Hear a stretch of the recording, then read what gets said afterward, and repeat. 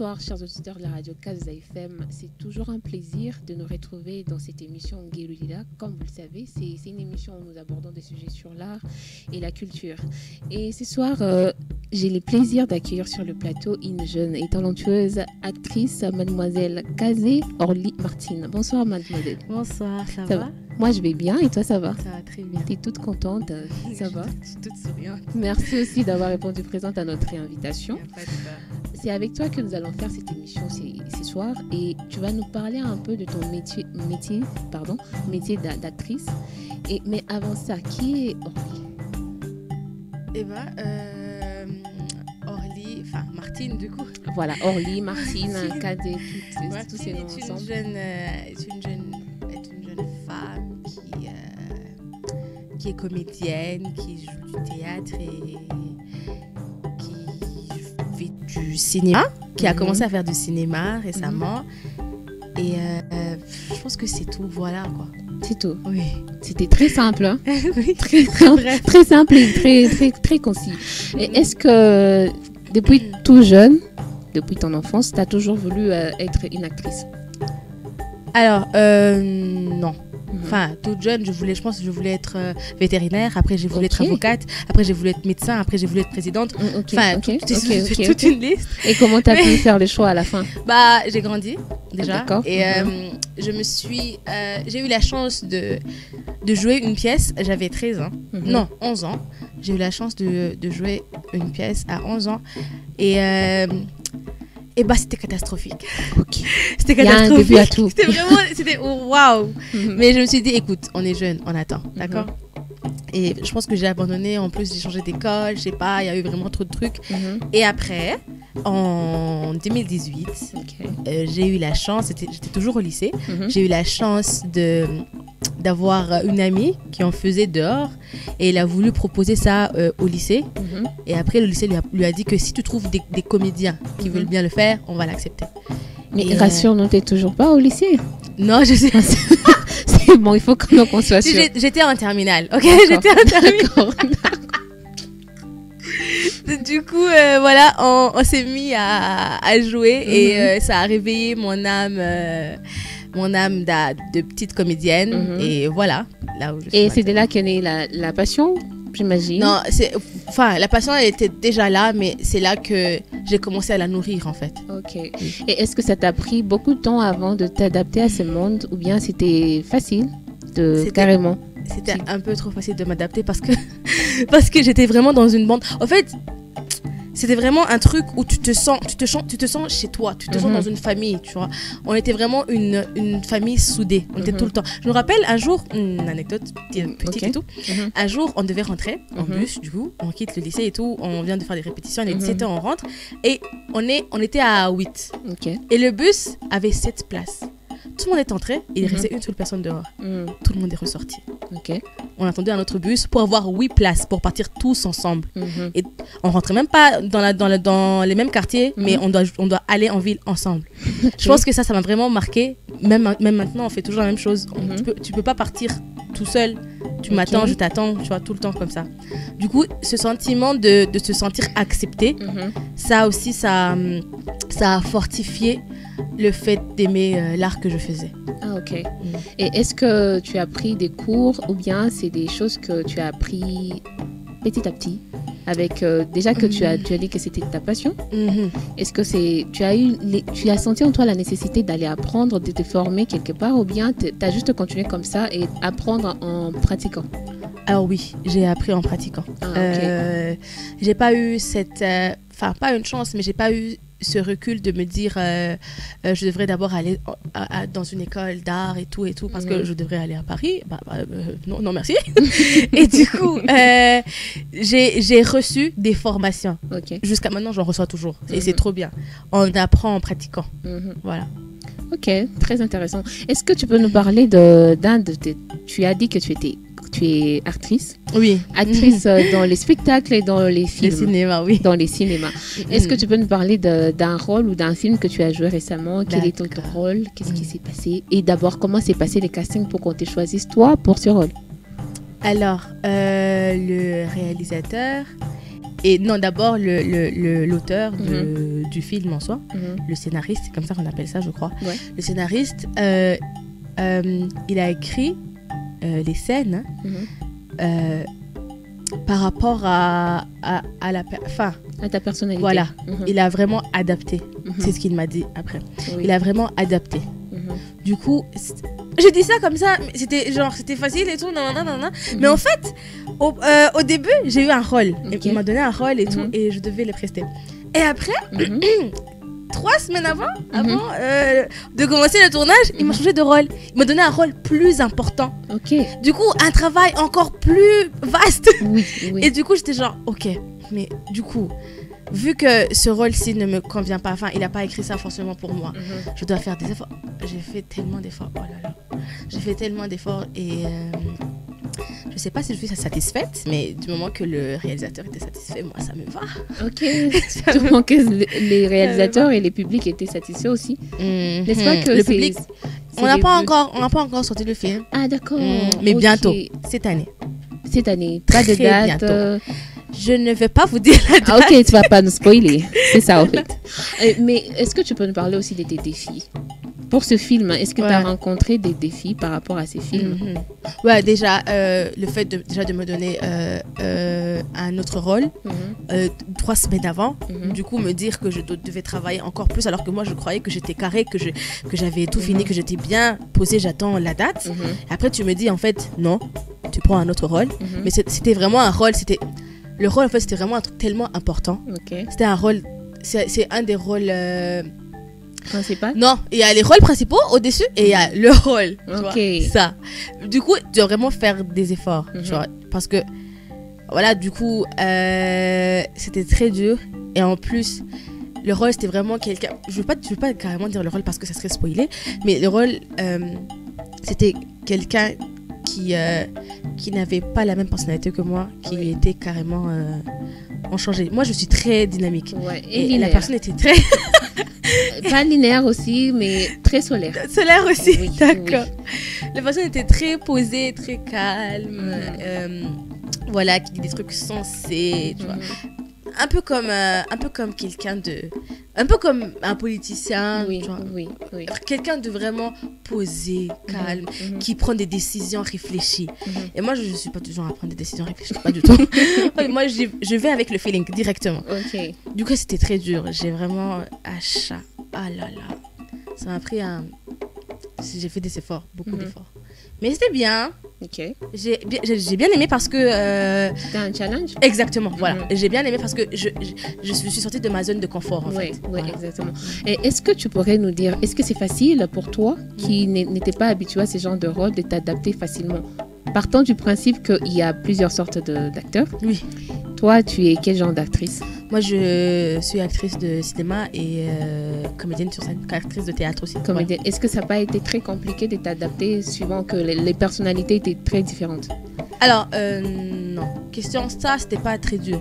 J'avais juste peut-être besoin de plus de temps. Ok. Voilà. Et il n'y avait pas assez de temps? Non, pas assez de temps. Qu'est-ce qui a fait qu'il n'y ait pas assez de temps? Bah, déjà vu qu'on m'a rechangé le rôle 3 semaines avant. Ouais, c'est vrai. Voilà. Et on devait travailler sur tous les acteurs. On était beaucoup sur tous les acteurs. Du coup, travailler sur moi. Je pense parce qu'on m'aide, tu vois. Je pense qu'ils m'ont aidé 3 fois, une fois par semaine, tu vois. Et du coup, je devais m'aider. Non, le personnage devait m'aider. Le rôle devait m'aider. Voilà. Et ça prend combien de temps généralement pour que tu apprennes un texte et que tu puisses performer? Je ne sais pas si on dit performer. Oui, performer. Voilà. Alors, apprendre le texte et performer, c'est pas du tout la même chose. Parce que apprendre le texte, c'est ton cerveau qui marche, qui fonctionne. Ouais. Et moi, je bloque vite. Très, très vite. Mais après, il faut aller chercher le personnage. Voilà, tu vois. Il faut aller vraiment creuser encore et encore pour savoir, d'accord, si je suis une sœur, par exemple, si je suis quelqu'un une femme pieuse, une femme pieuse, comment est-ce que les femmes pieuses se comportent? Comment est-ce que tu vois, genre, comme ça, le public, tu vas permettre au public de vraiment d'être transporté avec ton jeu d'acteur, avec tout. Est-ce que des fois, pour un tournage ou bien pour que tu incarnes réellement, totalement le rôle, ça demande à ce que tu quittes ta zone de confort et aller vraiment donc, dans les bas-fonds de, de la personnalité de je sais pas comment on appelait ça. Le personnage. Ouais, du personnage, aller vraiment dans les bas-fonds, tu creuses pour pouvoir incarner exactement. Si par exemple, tu dois incarner une femme qui a vécu dans les années 90, est-ce que tu dois exactement t'inspirer des films des années 90 pour pouvoir bien jouer ce rôle ou bien tu le fais seulement au feeling comme tu l'as dit? Alors, tu dois vraiment savoir comment est-ce qu'elle vivait. Tu dois t'informer, tu vois, c'est à ça que nous sert Internet, la télé, les livres aussi, tu vois. Je pense que nous avons un terrain qui n'est pas qu'on ne creuse pas assez, c'est l'imagination. L'imagination, je peux avoir regardé un film à 5 ans et je peux peut-être m'en rappeler quand j'aurai, je sais pas, 25 ans, 30 ans, 35, tu vois. Et du coup, je pense que nous avons plusieurs méthodes de chercher le personnage. On nous apprend aussi ça dans le théâtre, tu vois. Et il y en a une où tu dois vraiment creuser, savoir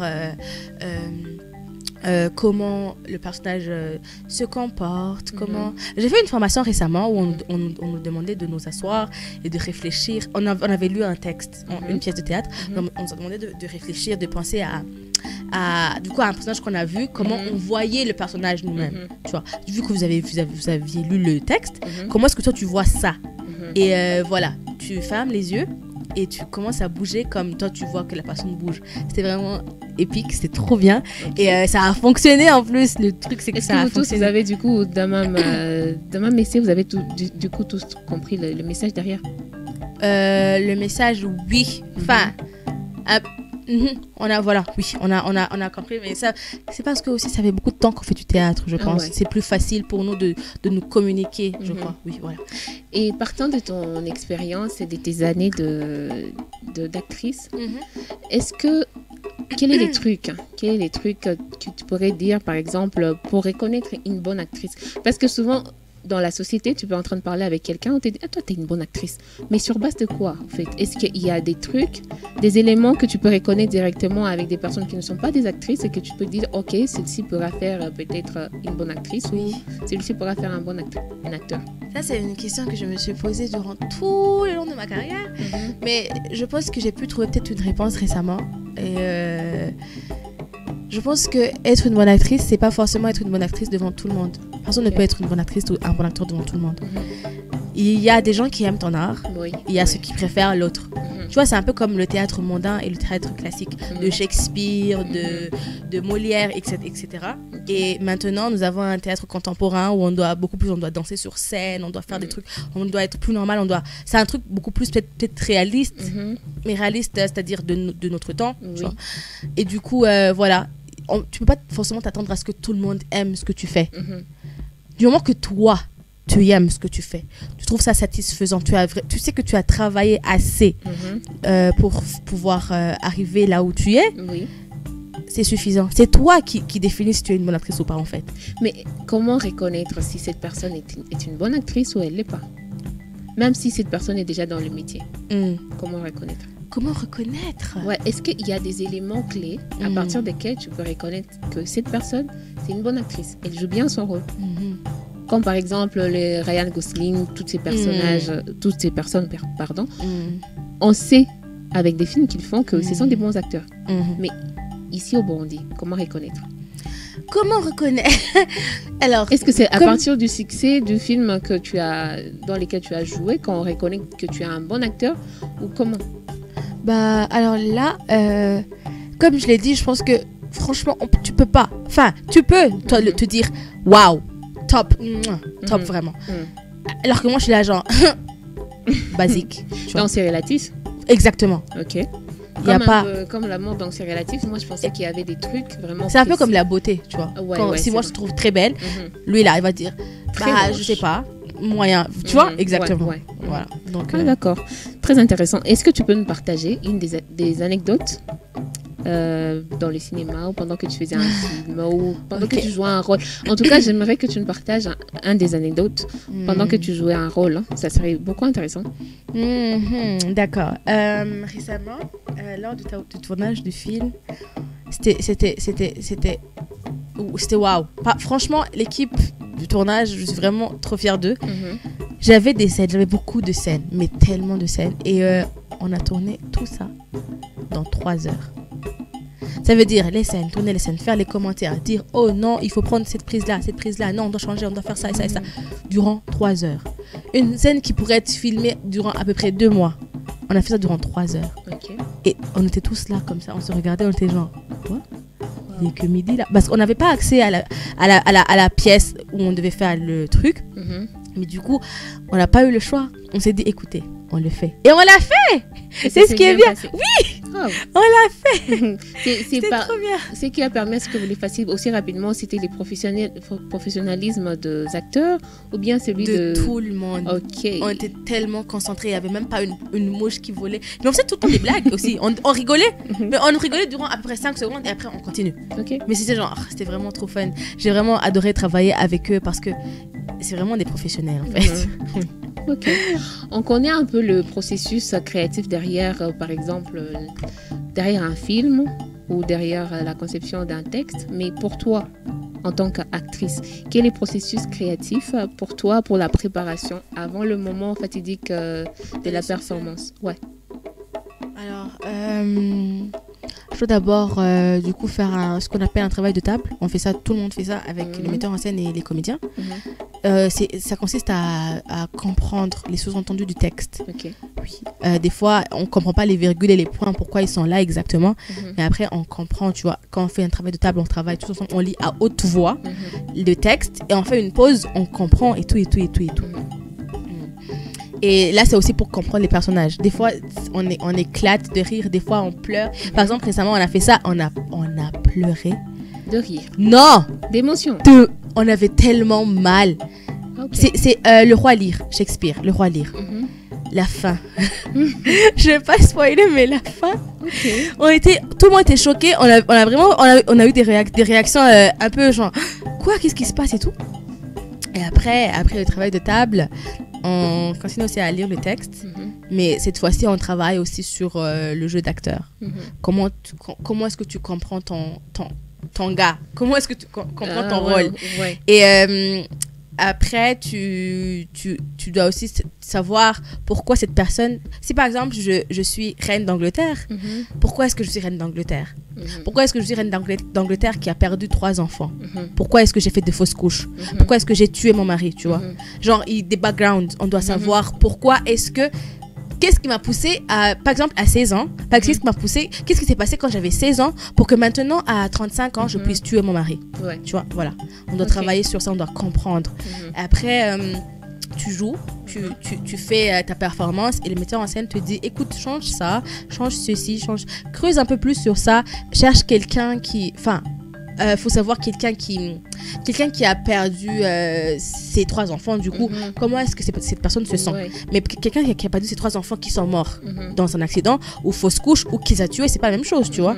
Tu dois exactement savoir ce qui se passe pour savoir comment interpréter ça. Voilà. J'ai une question un peu personnelle. Monsieur? Par rapport au théâtre, au cinéma, on sait très bien que les acteurs, ils mettent un peu de leur âme dans chaque scène, dans chaque action, dans leur performance.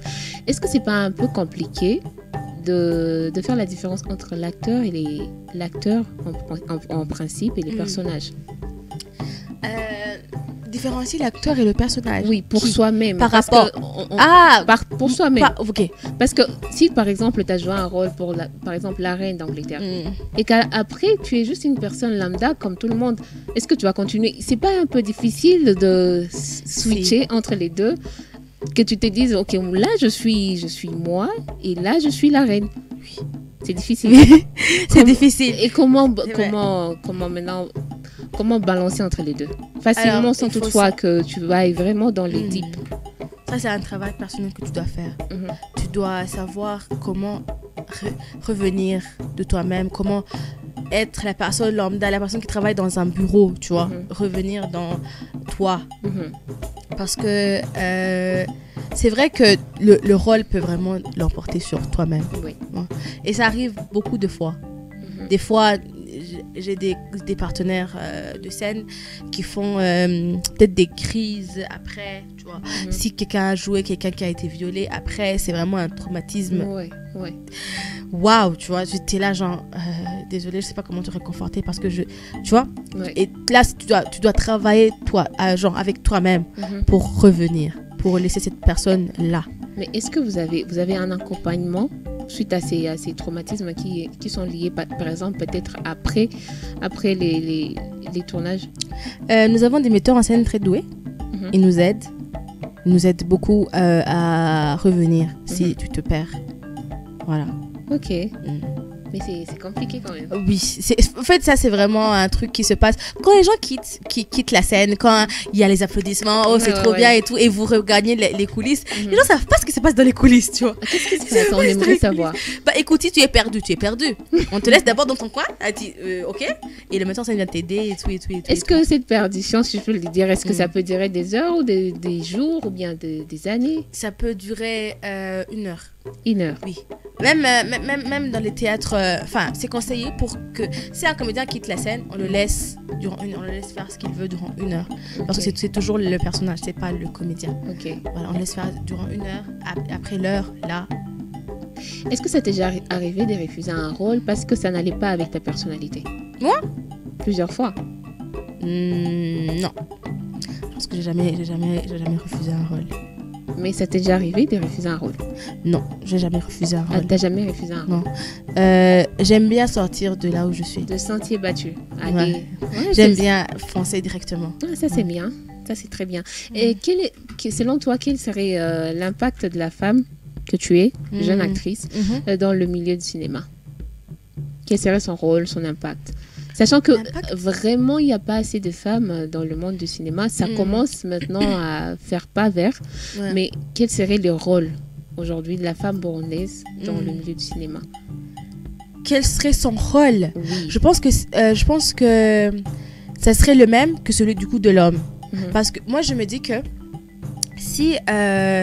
du coup, vu qu'il n'y a pas assez de femmes maintenant, mais s'il y en avait assez et qu'il y ait aussi assez d'hommes, tu vois, je pense que ça irait plus loin. Parce que c'est plusieurs têtes, tu vois, c'est plusieurs têtes, tout le monde réfléchit, tout le monde donne des propositions, et ça va, c'est bien. Et du coup, ça donnerait un peu un plus grand impact, je me dis.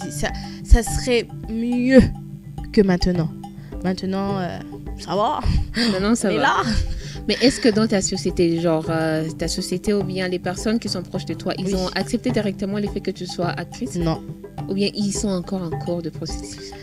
Bah écoute, je pense qu'avec le temps, ils se disent, écoute, on n'a pas le choix. Ah ouais. Du coup, voilà. C'est à prendre ou à laisser. Exactement. J'ai des tantes, enfin les parents, c'était pas très dur. C'était très dur, mais avec le temps, ils ont accepté. Les tantes, c'est un peu plus dur parce que vous ne voyez pas tout le temps et du coup, eux, ils comprennent pas pourquoi tu vas directement dans le métier de théâtre alors que tu pourrais être, je sais pas, tu pourrais travailler dans une banque, tu pourrais être, je sais pas, des trucs vraiment stable, comptable, un truc vraiment que eux, ils mettent dans des cases. Voilà. Tu pourrais aussi être dans une case aussi, voilà.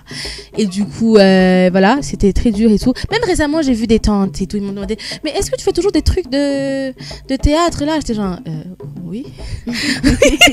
Avec hésitation. Mais maintenant, je pense que ça va quand même. Ça va. Je pense que les parents, c'est la famille proche. Les parents, les frères et sœurs, c'est les plus durs à convaincre. Mais je pense que dès qu'ils voient les chèques rentrer, ils se disent, écoute, c'est aussi un métier, tu sais, ça va. D'ailleurs, c'est intéressant que tu parles de chèques. Est-ce que c'est possible de gagner sa vie en faisant du cinéma ou en étant actrice comme ça? Oui. De quelle façon? Il y a des gens qui le font. De quelle façon? Comment vous percevez de l'argent? Bah écoute, tu fais le plus de travail possible, tu travailles, tu réalises des pièces presque tout le temps et tout. Et voilà, et si le public pouvait nous soutenir et venir à chaque fois. Ouais, ok, il n'y a pas assez de public pour soutenir? Bah le public est là, Mhm. franchement, et je les aime trop, ils sont trop gentils. Et c'est toujours le même en fait, le truc. C'est que on les reconnaît, même quand tu quittes sur scène et tout, tu regardes, toi, tu viens tout le temps, tu Tout vois. le temps. Voilà, on les reconnaît. Mhm. Mais voilà, si il pouvait y avoir encore plus de public, plus Mais encore, comment ça serait bien. sensibiliser la population exactement dans cet angle à venir plus vous soutenir? Bah écoute, l'art, c'est intéressant. Ouais, c'est intéressant. L'art Mais est- il faut trouver, je sais pas, une manière, une manière appropriée pour adapter votre communication à ce que ça intéresse le public à venir. Mais je pense que le public qui vient, franchement, il vient et ceux qui viennent, c'est beaucoup plus ma génération, la Mhm. génération plus grande, c'est-à-dire les gens de la trentaine, Mhm. quarantaine aussi, moyen, Mhm. tu vois, et peut-être plus jeunes, Mhm. 19 ans, 20 ans, 18, 17, 16, tu vois. C'est vraiment un truc intéressant, c'est un truc, je sais pas, ils nous ont mis dans des cases, on dirait un truc intellectuel. Ouais, peut-être, probable. Et du coup, voilà, et je pense que je vais pas plaindre la génération de mes parents de ne pas venir non plus. Voilà. Ils sont de la vieille école. Ils sont Ils pas. sont de la vieille école, c'est vrai, mais comment les intéresser, comment susciter le public à venir vous soutenir? Si là tu étais face au public, ou tu es d'ailleurs face à nos spectateurs, Hello, venez nous voir, merci.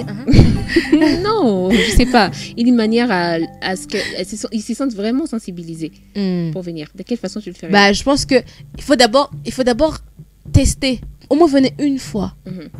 une seule fois. Et si vous n'aimez pas, d'accord, Mhm. revenez encore une fois. Ok. Et en fait, c'est la règle des 3 jours. Mhm. Venez une fois. Si Mhm. vous n'aimez pas, c'est pas grave. Venez la seconde fois. Mhm. Si vous n'aimez pas, c'est pas grave. Ok. La troisième fois, forcément, vous allez aimer. C'est sûr, on va essayer. Forcément, vous allez aimer. Franchement, nous faisons un art tellement exquis, tellement top. Et en Wow. plus, vous donnez une partie de votre âme dans chaque performance. Exactement. Donc, chers auditeurs, c'était avec plaisir que nous avons reçu notre comédienne et actrice, mademoiselle Martine. Et merci beaucoup, Martine, d'avoir participé à notre émission. Y a pas Elle de- vous encourage à venir massivement, la soutenir. Hein. Je ne sais pas si vous avez prochainement des films, des spectacles. Oui, nous allons faire une lecture bientôt. Mhm. Et je pense que vous allez voir, nous allons vous communiquer les dates. C'est très bientôt. Mois de mars ou mois d'avril. Vous verrez. D'accord. Merci beaucoup, Martine. Y a pas de C'était quoi. un plaisir. Donc, on se donne encore rendez-vous pour la semaine prochaine pour une autre émission. C'était Déborah Kanig à la présentation. Merci à Raja Tonga d'avoir assuré la mise en onde et merci à Patrick au côté image. Donc, passez une bonne soirée et à bientôt.